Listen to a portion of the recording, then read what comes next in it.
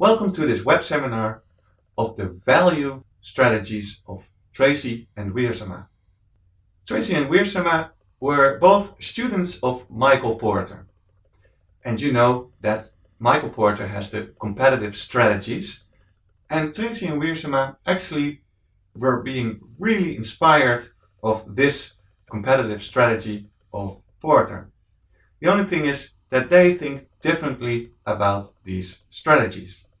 Treacy and Wiersema invented a model and explained that there actually are three kinds of strategies which you can follow for your sustainable competitive advantage. Now, as you know, after your SWOT analysis, you have a central problem or you have a key problem and key issues and you have to solve them. They can be solved either by Michael Porter, Blue Ocean Strategy, Treacy and Wiersema, even Ansoff. And Treacy and Wiersema invented the following. They say there are three types of activities which you can excel in.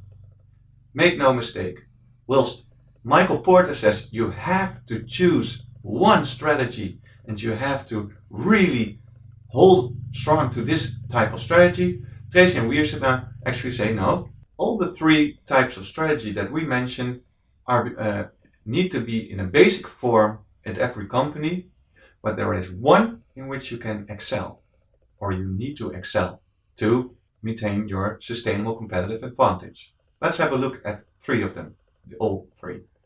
First of all, operational excellence. Operational excellent companies have a strategy, and for instance, you have a really strong value chain of Porter. Please see the other web seminar. If you have a really strong value chain and a really fluent value chain, then this will result in lower costs. Bear in mind, and please don't mix up the cost leadership strategy of Porter with the operational excellence strategy of Treacy and Wiersema. These two are totally different. Treacy and Wiersema actually say and explain in their book that the operational excellent company has a cost efficiency program. They try to lower costs, and this is for the benefit of the customer. For instance, Toyota, for years and years, Toyota uses the operational excellent strategy. The same goes for car manufacturer Skoda. So you get a really good quality for your average price, or not a really high price. While Mercedes or BMW have a high price, high quality.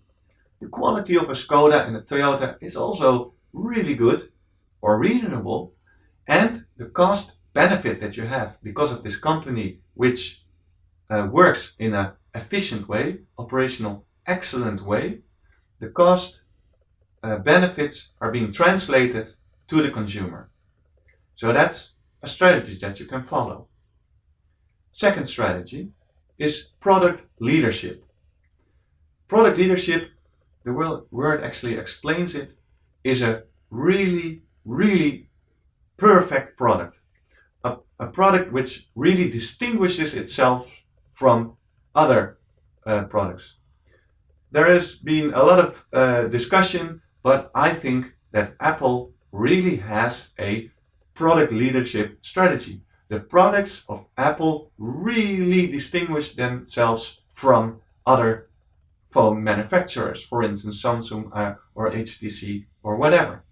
The products of Apple are really different in the eyes of the consumer from other products. You can see that Treacy and Wiersema are being inspired by Michael Porter because the differentiation strategy of Michael Porter kind of looks the same or has the same explanation as product leadership.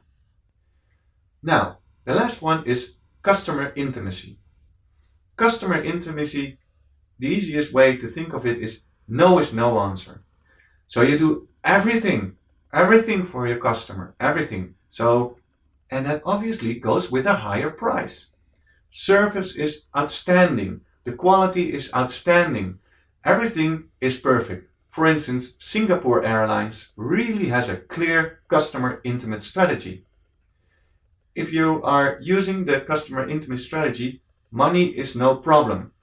You really have such an exclusive and perfect service and product that you probably know that your customers are willing to pay for these services and this quality.